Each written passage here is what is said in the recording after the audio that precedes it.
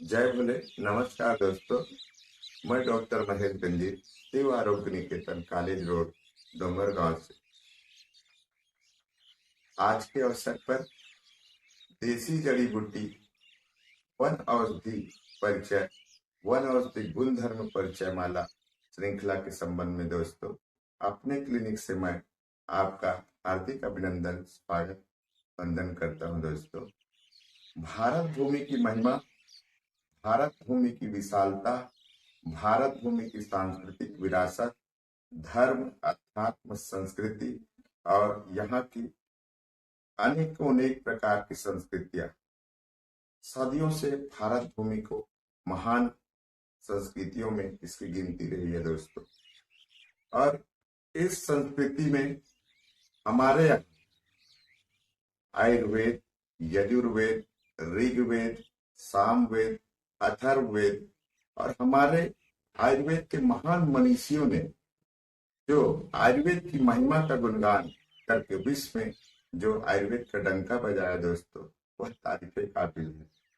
तो हमारे यहाँ सनातन धर्म में कुछ जैसे लता, घास, फूस, अपने आसपास की वनस्पतियों, विशाल वृक्ष जैसे आम, बड़, नीम, पीपल, बरगद, चंदन, रुद्राक्ष, साल, सागौन, सलिया और बीजा जैसे वृक्षों को सदियों से लोग हमारे सनातन धर्म में पूजते आए। क्या कारण हो सकता है दोस्तों ये वृक्ष की पूजा करने का? आखिर मानव जाति के इतिहास में, मानव जाति को समृद्ध बनाने में, मानव जाति को सुखवर्धक, शांतिदायक बनाने में वृक्षों की आखिर क्या भूमिका है और क्या भूमिका हो सकती है? एक वृक्ष हमारे जीवन में क्या कर सकता है और क्यों वेदों ने, स्वयं भगवान देवादिदेव महादेव ने वृक्षराज की स्तुति करते हुए कहा, मूल ब्रह्मा त्वचा विष्णु, शाखा रुद्र महेश्वरो, पन्ने पन्ने तु देवा नाम, वृक्षराजो नमस्तुते। और उद्बोधन में कहते भगवान कि हे वृक्षराज, आपको अनंत कोटि प्रणाम है। आपके मूल में ब्रह्म का वास है और मध्य में त्वचा रूपी आप श्री हरि जगत का पालन करने विष्णु के स्वरूप हो और आपके तना, शाखा, पत्ती, समस्त प्रकार के फूल, पत्तियां, जटा भगवान शिव का रूप है। ऐसा वृक्षराज की प्रार्थना आखिर क्यों किया होगा दोस्तों? प्रार्थना यह आज के समय में बड़ा ही चिंतनीय विषय है। एक वृक्ष हमको क्या दे सकता है और एक वृक्ष की संवर्धन करने के लिए हम क्या कर सकते हैं, यह अति सोचनीय प्रश्न है। आज खासकर पूरी मानव जाति वायु प्रदूषण, एयर पॉल्यूशन और पानी प्रदूषण, वाटर संक्रमण जैसे समस्या से पूरा विश्व जूझ रहा है दोस्तों।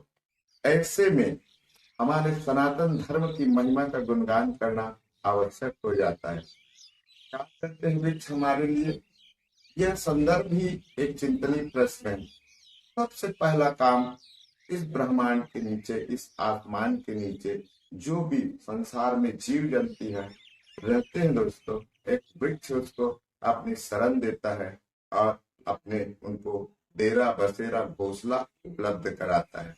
हम लोग भी इस आकाश मंडल के नीचे, इस धरती पर माँ भगवती के जगत स्वरूप अपना घर घोंसला बनाकर निवास करते हैं। दूसरा, पर्यावरण पर पूर्णतः नियंत्रण आज बड़ी से बड़ी गंभीर समस्या हमारे मानव जीवन के लिए चुनौती का रूप लेकर खड़ा है दोस्तों। बंजर भूमि में सुधार, वृक्ष लगाने का सबसे बड़ा फायदा अनादिकाल से हमारे महान ऋषि मुनियों ने शोध करके बताया दोस्तों कि कैसे हमें भूमि का संवर्धन करना है, कैसे हमें बंजर भूमि को हरा भरा करना है। यह एक वृक्ष हमें प्रेरणा दे सकता है। प्रकृति की सुंदरता शोभा बढ़ाने में वृक्ष की महिमा अलौकिक है। प्रकृति, पर्यावरण, आप अनेकों अनेक जगह जाते होंगे, भारत की विशाल भूमि की सुंदरता देखकर केदारनाथ, बद्रीनाथ आदि धामों में आप जाते होंगे, देखते होंगे प्रकृति कितना विराट और विशाल है दोस्तों। इसलिए भी वृक्ष पूजनीय हो जाता है। और एक बड़ा वृक्ष पथिकों को छाया उपलब्ध कराता है दोस्तों, समस्त जीव जंतुओं को अपनी शरण देता है। हम लोग स्वार्थवश, हमारे घर 4 दिन के लिए कोई मेहमान आ जाए तो हम उनको तुरंत विदा करने का प्रयास करते हैं। आज के अवसर पर आपको बताना चाहता हूँ, करोड़ों जीव जंतुओं का अपने गोद में लेकर सुंदर थालियों में झुलाता है और उसको घोंसला उपलब्ध कराता है। आज पूरी मानव जाति के इतिहास में ईंधन एक बहुत बड़ा समस्या है दोस्तों। प्राकृतिक गैस के अनेकों अनेक सोर्सेस खोजे जा रहे हैं, वैज्ञानिक अनुसंधान किए जा रहे हैं, फिर भी इतना बड़ा विशाल जन समुदाय को ईंधन उपलब्ध कराना वृक्षों का काम है, प्रकृति का काम है। और अनेकों अनेक प्रकार के वन संपदा से आच्छादित वन वृक्ष हमको रोजगार का अवसर उपलब्ध कराता है, जिससे भारत की राष्ट्रीय आय, प्रति व्यक्ति आय और विश्व में हमारी एक स्वरूप शक्ति को प्रदर्शित करने का अवसर एक वृक्षराज हमको उपलब्ध कराता है। फूल, फल और पर्यटन हमारे यहाँ की वन संपदा बहुत ही विशाल है दोस्तों। और हमारे यहाँ की समृद्ध वन भूमि, खासकर अफ्रीका, ब्राजील जैसे देशों में थोड़ा बहुत वनों की सघनता आज बचा हुआ है, फिर भी हमारे भारतवर्ष की वन समृद्ध प्रणाली दूसरे देशों के लोगों को यहाँ आने के लिए मजबूर करती, बात करती भारत की सुंदरता और शोभा और अनेकों अनेक प्रकार से पर्यटन के रोजगार को अवसर उपलब्ध कराती है। वृक्ष की भूमिका दोस्तों महत्वपूर्ण रूप से, बाढ़ एक महामारी है, बाढ़ पूरा दुनिया के लिए चुनौती है। कई घर परिवार तबाह हो गए। बाढ़ नियंत्रण में आज अनेकों ने राज्य सरकारों द्वारा नदी के दोनों किनारे वृक्षारोपण का कार्य किया जाता है। मां नर्मदे, नमामि गंगे जैसे कार्यक्रम आज भारत सरकार द्वारा संचालित है। तो यह एक वृक्ष ही बाढ़ नियंत्रण का काम कर सकता है दोस्तों। हम जैसे मानव की बस की बात नहीं है। जंगलों में कच्चा फल, कच्चा माल, अनेकों अनेक प्रकार की कीमती दिव्य वनौषधियां हमको वृक्षों से ही प्राप्त होता है दोस्तों। लता, शाखा, झाड़ी, वन वृक्ष संपदा, इससे हमारे को रोजगार का अवसर उपलब्ध होता है। इमारती लकड़ी, आज इमारती लकड़ियों की संख्या में दोस्तों भारत का कोई सानी नहीं है। सागौन, साल, शीशम, बीजा जैसे वन से ही इमारती लकड़ी हमको वनों से ही प्राप्त होता है दोस्तों। हम लोग अच्छे घर की कल्पना करते हैं, अच्छे घर में रहना चाहते हैं, अच्छे घर को सुसज्जित रखना चाहते हैं, लेकिन हमारे घर की शोभा बढ़ाती है ये साल, सागौन, शीशम, चंदन जैसे लकड़ियां। और हमारे घर को नियंत्रित करने में वृक्ष का सबसे बड़ा गुण है दोस्तों ऊष्मा को सोखना, गर्मी को सोखना और पूर्णतः ताप पर नियंत्रण करना। और तीसरा इसका सबसे बड़ा मेजर जलवायु पर नियंत्रण दे, जल स्तर में वृद्धि। आज जल स्तर का नीचे जाना पूरी दुनिया के लिए एक चुनौती हो गया दोस्तों। जल का संक्रमण, जल का दूषित होना, आज जल दूषित होने के कारण जॉन्डिस जैसे बीमारियां पूरी दुनिया में जानलेवा सिद्ध हो रही है। जहां तक कि मेरा ऐसा मानना है, जल ही जीवन है। जल, जंगल, जमीन और पर्यावरण की सुरक्षा ही हमारा नैतिक कर्तव्य होना चाहिए दोस्तों। एक वृक्ष हमको क्या दे सकता है, यह बात आपको बताने का प्रयास किया।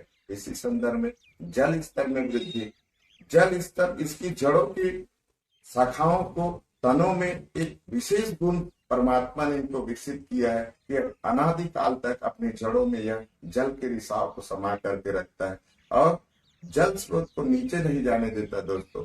हमारे पास कृषि उपज जिनके पास जमीन है, जिनके पास पूंजी है, सारा चीज मौजूद है, उनके लिए किसी भी प्रकार के रोजगार की कोई जरूरत नहीं है दोस्तों।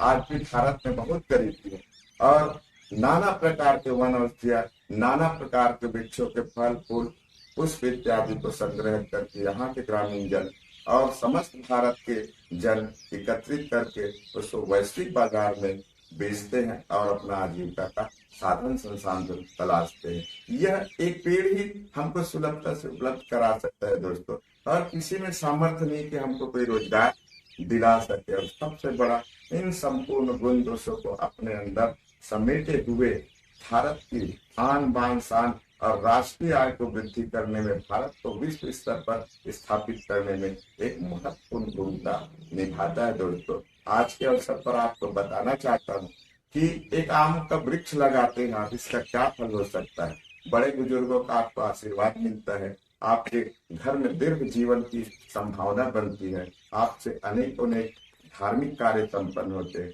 नीम का पौधा रोपते हैं दोस्तों, धरती में पर्यावरण और प्रकृति की सुंदरता तो बढ़ती ही बढ़ती है, ऑक्सीजन की आपूर्ति बराबर होती रहती है और आपके घर में अनेकों अनेक प्रकार के वास्तुदेश ऐसी विदा हो जाती। आप पीपल वृक्ष का रोपण करते हैं। पीपल को कल्प वृक्ष कहा गया है दोस्तों शास्त्रों में। एक पीपल समृद्ध और बड़े बुजुर्गों को प्रतीक है। बड़ और पीपल का पौधा आप किसी जगह रोपते हैं या रोपवाते हैं या धार्मिक अनुष्ठानों में, मंदिरों में, कहीं पर भी आप बड़ का, पीपल का, नीम का, गुलर का, आप आंवले का, अनार का, कदम के जैसे कीमती वृक्षों का आप रोपण करते हैं तो आपके जीवन में अनेकों ने अभ्युदय, अनेकों ने धर्म कर्म के कार्य आपसे वृक्षराज संपन्न कराता है। यह वृक्षराज के गुणों को मार्मिक ढंग से कम शब्दों में आपको बताने का चेष्टा किया दोस्तों, और आपको यह कहना चाहता हूँ, यह स्वार्थी जीव जब अंतिम समय में अपने सारे कर्मों को जी करके और अपने सारे धर्मों को ज्ञात करके जब शव यात्रा में विदा होता है तो भगवान वृक्षराज ही उसको अपने अंदर शरण देता है दोस्तों।